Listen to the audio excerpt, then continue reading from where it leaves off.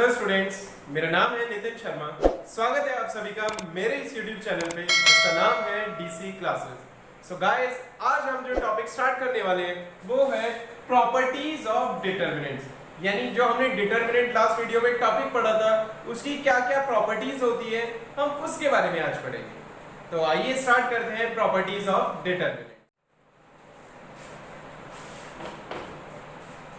सो बच्चों, जो हमारी पहली प्रॉपर्टी होती है डिटर्मिनेंट की वो होती है the value of determinant remains unchanged if its rows and columns are interchange. इसका मतलब क्या है कि अगर आप किसी एक डिटर्मिनेंट की रोज को कॉलम में कन्वर्ट कर देंगे तो उससे उस डिटर्मिनेंट की वैल्यू पे कोई फर्क नहीं पड़ेगा। इसे एग्जांपल के थ्रू समझने की कोशिश करते हैं। सो लेट्स सी, सपोज आपको एक डिटर्मिनेंट गिवन है a, let's say 2 3 and 4 5। अब मैं इसका डिटरमिनेंट निकाल रहा हूं। So determinant of a will be this into this, that is 10 minus this into this, that is 4 3s are 12। आप देख सकते हैं यहाँ पे this will be -2। अब मैं क्या कर रहा हूँ, यहाँ पे ये जो डिटरमिनेंट गिवन है इसकी रोज को कॉलम में कन्वर्ट कर दे रहा हूँ। लेट्स से वो हमारी मैट्रिक्स बनेगी B। So this will be 2 3 will be first column and second column will be 4 5। अब इसका डिटरमिनेंट निकाल के देखते हैं। So again 5 2s are 10 minus 4 3s are 12। So this is also -2। तो आप देख सकते हैं कि डिटरमिनेंट की वैल्यू पे कोई फर्क नहीं पड़ता अगर आप रोज और कॉलम को इंटरचेंज कर देते हैं। अब नेक्स्ट प्रॉपर्टी देखते हैं। अब बच्चों नेक्स्ट प्रॉपर्टी हमारी क्या कहती है, इफ एनी टू रोज या columns are interchange then determinant changes its signs. इसका मतलब क्या है कि अगर आप कोई दो रो या कोई दो कॉलम को इंटरचेंज कर देते हैं तो उससे जो डिटरमिनेंट वैल्यू होती है उसका साइन चेंज हो जाता है।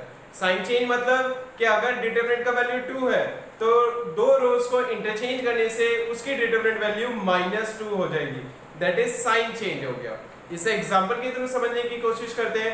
सो लेट्स सी, आपको एक मैट्रिक्स गिवन है A is equals to let's say 1 2 3 4।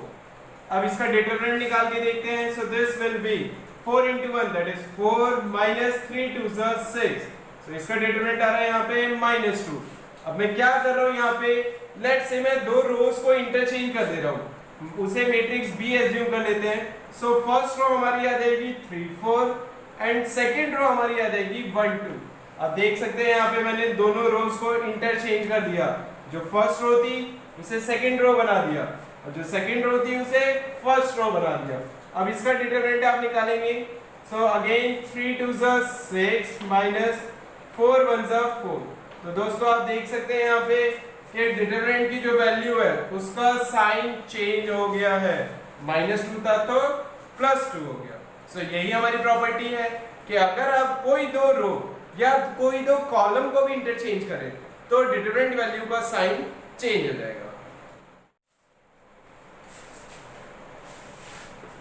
अब बच्चों हमारी नेक्स्ट प्रॉपर्टी क्या कहती है कि इफ एनी टू रोज और कॉलम्स आर आइडेंटिकल, आइडेंटिकल मतलब same, then its determinant value is 0।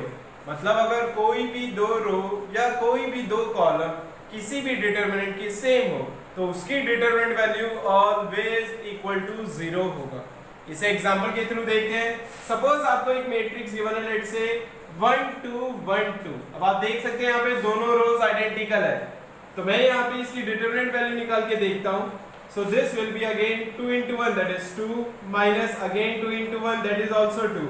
तो आप चेक कर सकते हैं यहाँ पे इसका डिटरमिनेंट वैल्यू कितना आ रहा है 0। अब ये 2/2 ऑर्डर की हो चाहे 3/3 order, determinant will be 0 if any two rows or columns are identical। अब बच्चों हमारी फोर्थ प्रॉपर्टी क्या कहती है कि if a complete row or column of a matrix is 0 then its determinant value is 0। इसका मतलब ये है कि अगर किसी मैट्रिक्स में एक पर्टिकुलर रो या एक पर्टिकुलर कॉलम के सभी एलिमेंट्स अगर 0 हो तो उस मैट्रिक्स की डिटरमिनेंट वैल्यू 0 होगी। अब इसे एक एग्जांपल के थ्रू समझते हैं। सो सपोज अगेन आपको एक मैट्रिक्स गिवन है 0 0 लेट्स से 3 4। अब आप देख सकते हैं यहाँ पे कंप्लीट रो 0 है। सो अब आप इसका डिटरमिनेंट निकालने की कोशिश करेंगे। So that will be 0 into 4 that is 0 minus 3 into 0 is also 0। सो आप चेक कर सकते हैं इस मैट्रिक्स की डिटरमिनेंट वैल्यू आ रही है 0। क्लियर है दोस्तों? अब बच्चों ये प्रॉपर्टी थोड़ा ध्यान से समझिएगा कि if each element of a row और column is multiplied by a constant k then its determinant value gets also multiplied by k। मतलब अगर आप किसी भी मैट्रिक्स में एक पर्टिकुलर रो या एक पर्टिकुलर कॉलम के सभी एलिमेंट्स को किसी नंबर से मल्टीप्लाई करेंगे तो उस मैट्रिक्स की जो डिटरमिनेंट वैल्यू है वो भी उस नंबर से मल्टीप्लाई हो जाएगी। इसे एग्जांपल की तरह समझने की कोशिश करते हैं। सपोज आपको एक मैट्रिक्स गिवन है, let's say A equals 2 3 1 4 suppose, और मैं इसका डिटरमिनेंट निकालता हूं सबसे पहले। So this will be 2 4 8 minus 3 1 3, so this will be 5। अब दोस्तों मैं एक नई मैट्रिक्स बना रहा हूं B। ध्यान से देखिएगा कैसे बना रहा हूं। मैं क्या कर रहा हूं कि फर्स्ट रो के सभी एलिमेंट्स यानी दोनों एलिमेंट्स को 3 से मल्टीप्लाई कर रहा हूं। सो 3 से मल्टीप्लाई करूंगा तो this will be 6, 3 will be 9, और सेकंड रो में मैंने कोई चेंज नहीं करा, बस मैंने क्या करा है फर्स्ट रो के सभी एलिमेंट्स को 3 से मल्टीप्लाई करा है। अब जरा इसकी डिटरमिनेंट वैल्यू निकालते हैं। So this will be 6 4 24 minus 9 1 9। अब आप यहाँ पे देख सकते हैं दिस विल बी 15। अब दोस्तों ऐसा ही नहीं लग रहा कि मैंने फर्स्ट रो को अगर 3 से मल्टीप्लाई करा था तो जो डिटरमिनेंट वैल्यू थी वो भी 3 से मल्टीप्लाई हो गई। अब यहाँ पे याद रखिएगा कि मैंने अभी सिर्फ फर्स्ट रो में करा था। अगर मैं ऐसा करता कि फर्स्ट रो को मल्टीप्लाई कर दिया 3 से और सेकंड रो को लेट्स से मैं मल्टीप्लाई कर दिया 2 से, तो अब इसकी जो डिटरमिनेंट वैल्यू है वो 3 से भी मल्टीप्लाई होगी एंड 2 से भी मल्टीप्लाई होगी। ये चीज याद रखिएगा। क्लियर है दोस्तों? अब इसमें एक प्रॉपर्टी हमारी और बचती है, अब वो देखेंगे। ऑलराइट दोस्तों, अब हमारी लास्ट प्रॉपर्टी जो है डिटरमिनेंट की वो कहती है कि the value of determinant remains same if we apply the operation this or this। अब ये कहना क्या चाहते हैं इसके थ्रू कि अगर आप किसी एक पर्टिकुलर रो में कोई अदर पर्टिकुलर रो का कोई मल्टीपल ऐड करें या सब्ट्रैक्ट भी करें, सिमिलरली किसी कॉलम में किसी अदर कॉलम का कोई मल्टीपल ऐड करे या सब्ट्रैक्ट करे तो उससे जो डिटरमिनेंट वैल्यू होती है वो सेम रहती है, उस पर कोई फर्क नहीं पड़ता। इसे एग्जांपल के थ्रू समझने की कोशिश करते हैं, थोड़ा बेटर अंडरस्टैंडिंग होगा। सो सपोज आपको एक मैट्रिक्स गिवन है, let's say A is equals to 2 3 1 1।